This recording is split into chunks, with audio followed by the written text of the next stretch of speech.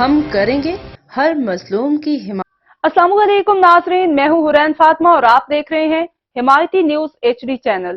نظر ڈالتے ہیں آج کی اہم خبر پر۔ آج کے معاشرے میں سچائی بہت بڑا جرم ہے۔ 15 سال اقتدار میں رہنے والے پیپلز پارٹی کی سابق ایم این اے رفیق احمد جمالی سے جب سوال کیا تو صحافی پر برس پڑے، ڈنڈوں کے ساتھ اور بندوق کے کندھوں کے ساتھ وار کیا، جبکہ ایک آنکھ بھی پھوڑ ڈالی۔ صحافی نے یہ سوال کیوں کیا؟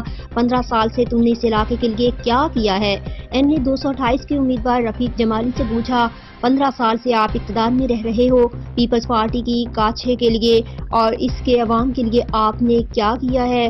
یہی سوال سب سے بڑا جرم بن گیا۔ ہم صحافی برادری کے شانہ بشانہ کھڑے ہیں اور بلاول بھٹو زرداری سے ہم یہ گزارش کرتے ہیں کہ اسے ٹکٹ نہ دیا جائے۔ سرفراز حسین کی رپورٹ۔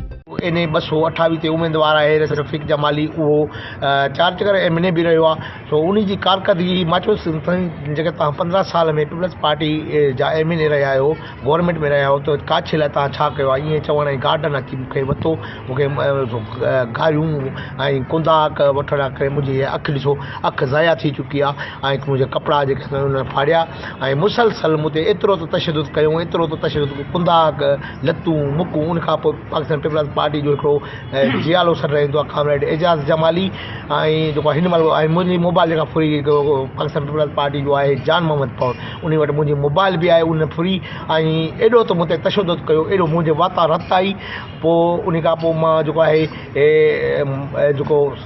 بیہوش تھی، بیہوشی کی حالت میں مجھے بھا مجھے کھڑی آयो، شہر میں ایتری رفیق جمالی کی دہشت ہوئی، ایتری شہر میں مجھے کیر کھڑن لائے تیار کون ہو، یہ بھا دوست مجھو، ہن اچھی مجھے موٹر سائیکل تک مطلب پانی دانی پیار ہن موٹر سائیکل سے کھڑی اچھی جو ہی پہنچایا ہے، صحافی برادری ظلم سے لا صحافی برادری جو ہی جکا بھی صحافی برادری جکا بھی صحافی برادری انہوں نے اپیل ہے خدا را جو یہ اج موسا واقع تھو، خاص طور میں پانچ برادری لونڈ برادری کے بھی اپیل کردس خدا را لونڈ برادری تاں وٹ تقریباً 53,000 ووٹ رکھو تھا۔ اب تک کے لیے اتنا ہی۔ مزید خبروں اور اپڈیٹ سے باخبر رہنے کے لیے دیکھتے رہیں حمایتی نیوز HD چینل۔